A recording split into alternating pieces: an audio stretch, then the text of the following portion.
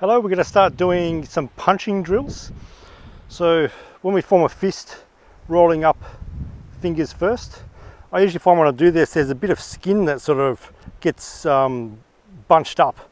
I try not to lose that skin so it doesn't duck underneath my fingertips again.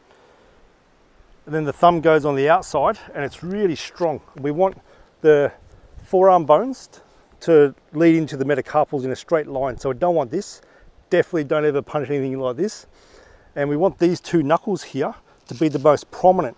So there's usually a little bit of a turn. So these two knuckles will be hitting. So we get strong at doing that. Some systems practice with these bottom three knuckles. Need a certain kind of training to do that. A lot of boxing injuries is the fifth metacarpal fracture from just not conditioning this properly. So we're going to be punching through here.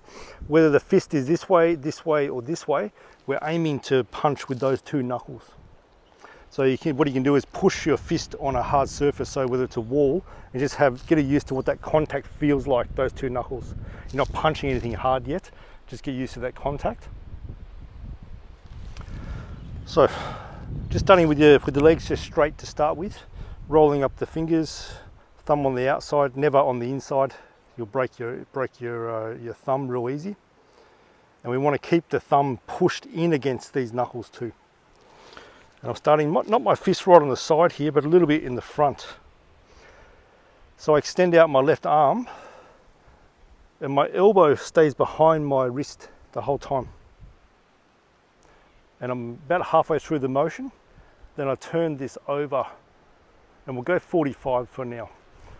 So I want the point of the elbow to stay pointing down. So the opening of the elbow is here. And if I do this, that'll show the bend of the elbow, the point. That's turned underneath. It always usually wants to go to the side to start, so I want this turned under, then the fist will turn whatever naturally can here, which makes it about that 45-degree angle here. Then I pull the elbow straight back, and this turns up again. So fist this way, starts to turn 45, elbow still pointing downwards. So as I retract, the fist turns over. And this has a big function. So this corkscrewing motion here helps force transmit down through the knuckles. Then when I rotate, it helps to drag, when you contact someone's arm, it helps to drag that back in. It's like a rasping force or a cleaved motion when cutting. There, so the elbow staying behind the wrist the whole time. I'll go from the side.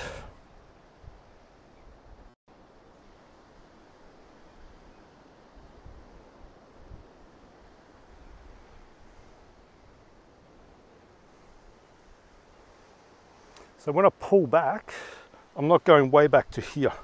So my wrist is on the side of my hip, not even the hammer part of my fist, not this part. This is the face of the fist. This is the hammer fist. This is the eye of the fist. We want not even that part on the side of the hip. It's a bit more forward, so really the wrist, where my sleeve cuff here, that is on the hip. It helps with the position of your shoulder for later in the training. I'll explain a lot more. So let's do the other side as well. So that's just sitting on the sort of front of the hip, not on the back there. Fist form nicely. Elbow stay behind your fist. Turning the fist over, pulling the elbow back, and the fist turns up again. So this is all 101 of traditional martial arts. So it teaches your arm how to really powerfully be thrown off your body. So in internal Kungfu, internal Shaolin, Tai Chi, Xing Yi Chuan, all the internal systems, the arms are thrown off the body by the use of the spine, by the use of the legs, the use of the other arm as well, and big time use of the waist. So we talk about the body being a bow, like a big bow and arrow. An arrow doesn't have power of its own. It has power because of the springiness of the bow. So the arm, what we're training right now is really just the arrow, getting that to shoot in a clear direction. So just check your elbow, point of the elbow facing down, or the opening is facing up, and that pulls straight back. So we put them both together. So as one arm goes out, So we'll say this is the start position here. As I pull the elbow in, this face of the fist goes forward. So they're working as a team. So ideally, when they're halfway through their motions, one forward, one back, they'll be aligning with each other.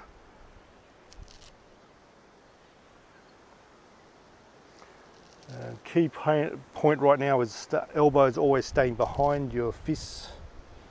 The point of the elbows are always pointing down. And the shoulders don't lift at all. So my shoulders are dropped, they're relaxed, not up like this. Okay, in Western boxing, the arm comes up to protect your jaw. That's great for what they do. And once you do have a good arm mechanic and good connections through your whole body, you can play with putting this up, but you don't lose your power. The reason the shoulder stays down is because of the use of weapons. This movement is exactly used for swords, for all long-handled weapons, for bow staves, all sorts of stuff. So this is a fundamental motion for weapon training too, for throwing training, throwing people over your hip. So it looks like we're punching, but we're training a lot of things. It's fundamental for elbow training as well. Like this is an elbow behind you right here as well.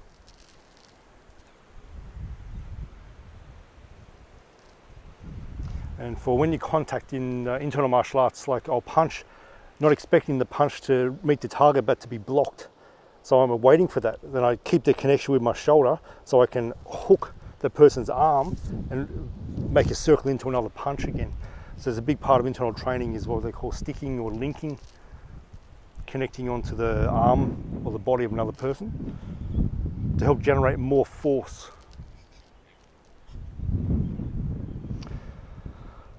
Okay, so that's the arm motion. We want now to connect to the waist. So I'm going to get you to bend your feet about shoulder width, bend the knees, bend the hips. So we're sitting in a mini squat or mini horse stance. Like I'm sitting on a skinny horse. These techniques are ancient, so there's horses everywhere. So they, to them, look like someone riding a horse, especially the traditional horse stance. It's like you're riding a horse. So we want this position to start. So this trains your legs, gets your body training things to be symmetrical. The body's not symmetrical when we first start. So we want it to be symmetrical. You always have one arm that's connected better, it's better coordinated, has more power. Other arm feels like it's not in your own arm sometimes.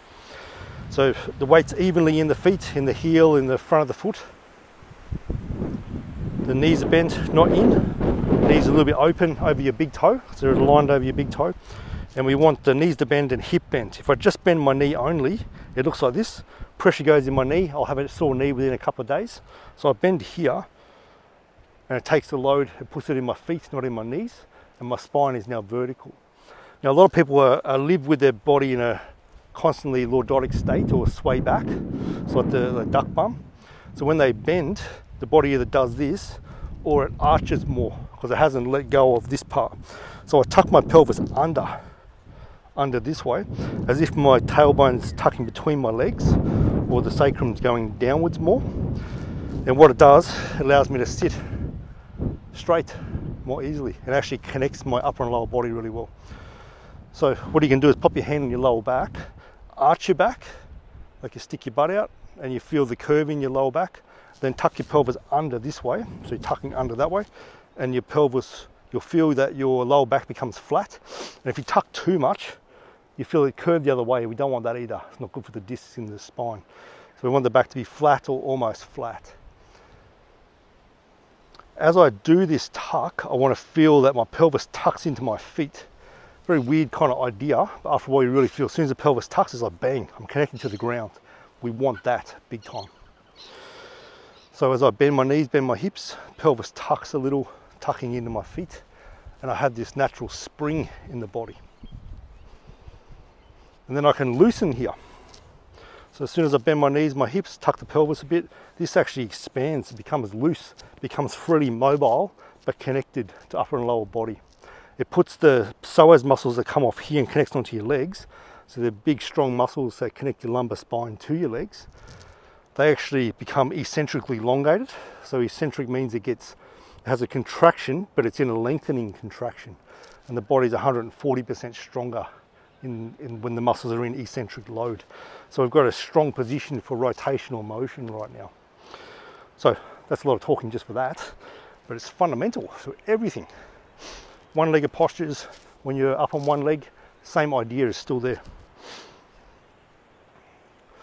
So from now, when I move, as soon as my left arm starts, I turn my waist. So I turn my hips and I turn this band of muscle here and my hip, I turn that and I make it that my chest, my zipper here goes 45 degrees. I pull that arm in, turn the waist, other one goes up, and my chest is at 45 degrees this way now.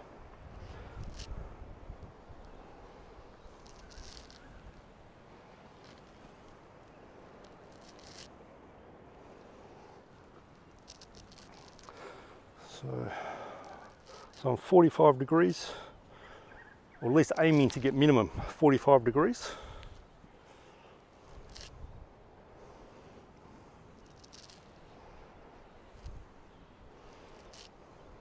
My elbow points still point downwards all the time.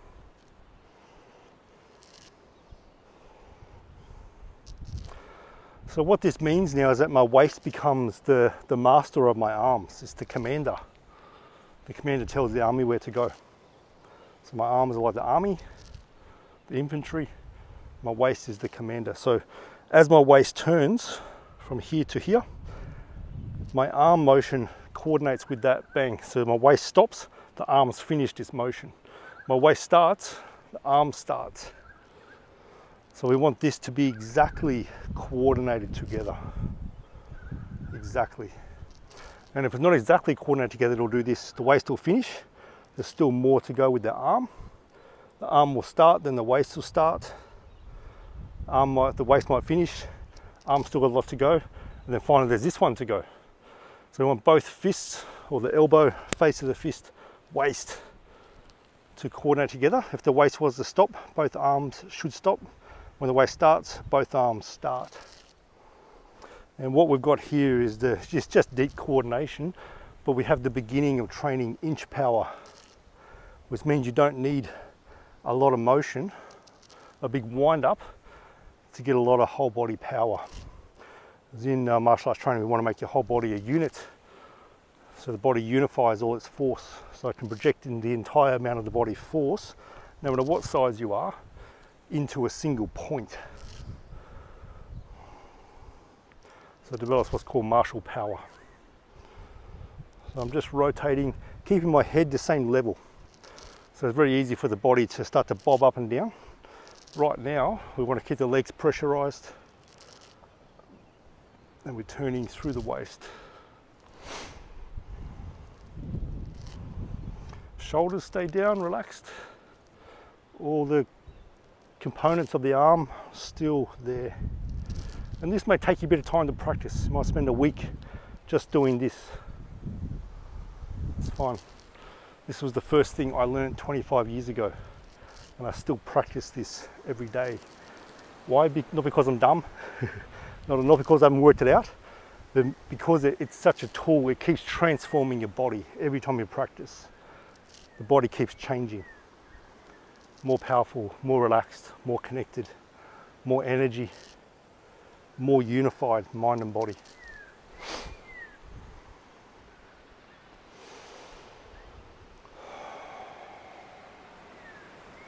So here I'm breathing in through the nose, out through the mouth. I'm just getting this sense of my awareness, my mind gravitating towards my lower abdomen. Nothing more tricky than that. I'm letting my legs relax.